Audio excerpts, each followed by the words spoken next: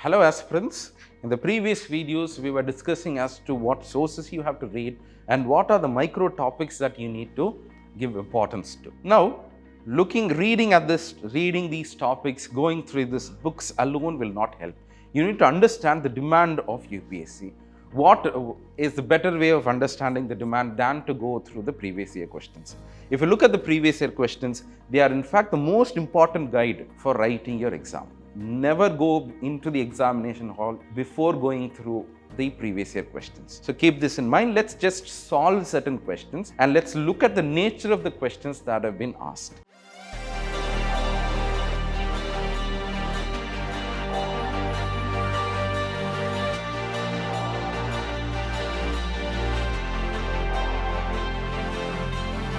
First, I want to emphasize that there are questions lifted from awareness and current affairs space. Every year there will be questions. Oddly, around last year there was around 18 plus questions in economy, in which you can find that some questions have been lifted out, not in your book.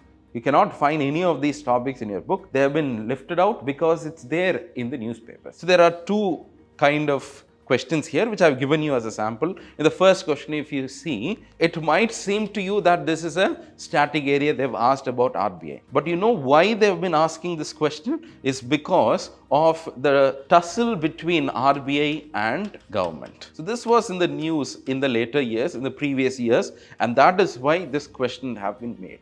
So it's very easy. If you just go through this, you can understand that it's a very easy question because you can eliminate. Certain provisions in the constitution are there to give directions. This is quite an absurd statement. So if you remove 2, you'll get the answer. So a very simple elimination trick will do whether you know about the provisions of this act. So make sure that you are trying to eliminate 1 or 2 easy questions out of logical inferences. Coming to this part. See here, they have asked about indirect transfers. So you cannot find in any book about indirect transfers. So how have they lifted this question? The context of this question comes from last year because this is a question from 2022. Why have they asked this question? It is because of the repeal of retrospective tax. So when we repealed retrospective taxes, the main issue was because of taxing the indirect transfers of Vodafone and other companies. So that is why they have asked this particular question. The answer for this will be D. A foreign company transferring the shares and deriving their value from assets located in India. So this is the answer. You cannot answer this just by trying to make a logic here. Only if you know the current areas, you can answer. So be sure to also go through certain current areas. And let's say you can identify the importance. No need to go into trivial data or facts. There will be issues in certain economic issues will be there. Take that and try to go deep into those areas. You can definitely expect a question. The second type of question which I've been able to see in these recent years is that there are some questions which are easy, not inside the hall, but once you come outside of this hall. Because these are areas which tries to test the very basic of your knowledge, but it will not be there in your books. So how to approach this question? Let's look at this question, 2022 question. They're asking about the real sector. What is real sector? You would not have heard about this. But this is something that you have been always finding whenever you start economy. It will start with the factors of production. It will start with primary sector. It will start with how sectors are developing and slowly it will go into this financial sector. Real sector is something that contributes to the economy in terms of goods and services. Except for financial services, all things are real because it is not involved in money. An actual product is being made. So here 1 and 2 only will be the answer. Of course, as an afterthought, after the exam we can have all this clarity, but within the exam hall there could be many confusions regarding these kind of questions. So if you have this kind of questions, only attempt it when you have exhausted all your questions. Okay, so look at this 54 question. It's a very easy question, but many went wrong in this particular question. 54 question is also like this. They've asked, what is non-financial debt? Nobody knows the term non-financial debt because it seems to be rather generic term. But here they've asked this question in the context of specificity and technicality. So this particular phrase speaks about all areas which are not financial, which means this was a question in 2020. If you had gone through the explanation of this, you could have answered this question. Because here it says that anything apart from the financial sector is non-financial and real. So what are all real? If you see, households are non-financial, amount on credit card, which means they are speaking about households, they are real. Government's treasury bills, government is also a non-financial entity, and therefore all of this will be part of this non-financial debt. In question number here also, this is also a previous year question. You can find that there is so much of data here which you might not be aware of. But if you look at this very carefully, you can know that there's one fact that you need to know and eliminate. So here, this is something that you should have read in your financial system. In your financial system, there are only two main depositories that we speak of, CSDL and NSDL. Here, we are speaking about CSDL, and this is in fact an incorrect statement because we are saying that the Reserve Bank of India is promoting this. So you can eliminate that and you can see whether one is right or two is right.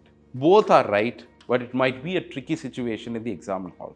So there are easy questions yet complicated. This you can attend only if you have a clarity in these areas. Now, something very peculiar to this economy, and also you can see this trend in other subjects also. You can find that there are some previous year questions that are repeated in other formats or sometimes even in the exact replication.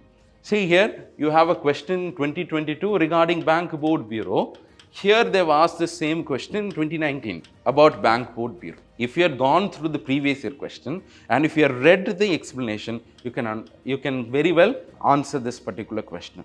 The same, if we see here in 2021 and 2022, you can find the exact question is replicated, right? Verbatim it is being replicated. And also there is a follow-up question of this in the next year, which I've asked about money multiplication. Once you go through the explanation of these answers, these questions, you can very well attempt those questions. And therefore the point here is that repeated questions are being asked.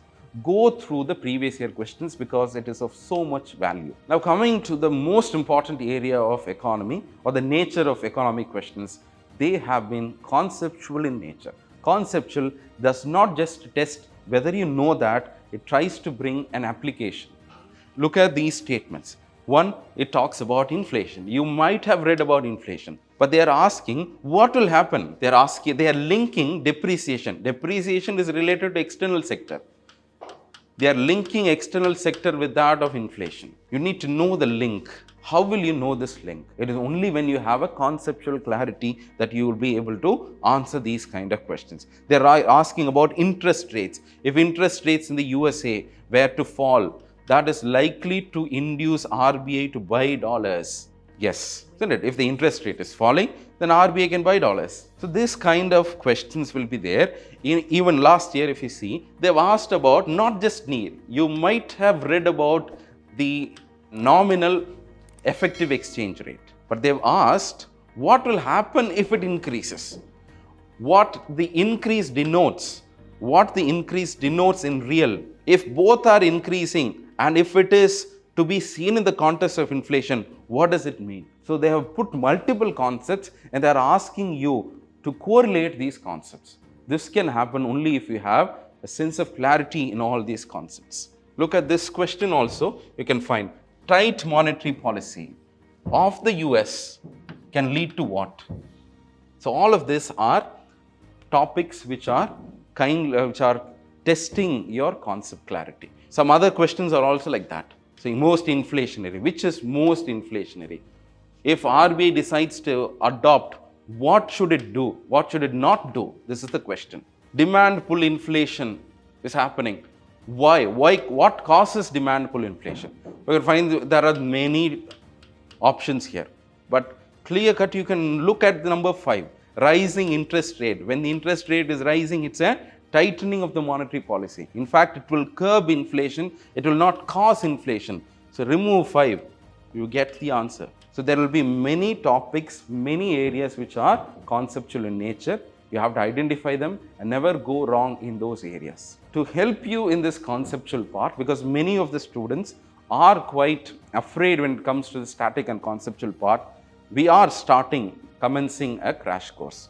So, crash course commences from the March 7th of this month, and we will also have a crash course for economy. In this crash course, I have decided to complete the entire book. Let's take up a book. For reference, I have just put Shankar Ganesh Karpya because it's quite small in nature, and it will also have only the prelims topics. I'm warning you that this is not meant for mains. So, for revision, you can take up this. We will take this particular book and we'll try to cover the entire concepts in 10 hours during this economy crash course. And followed immediately after the crash course, in the upcoming Sunday, we will also have a full test.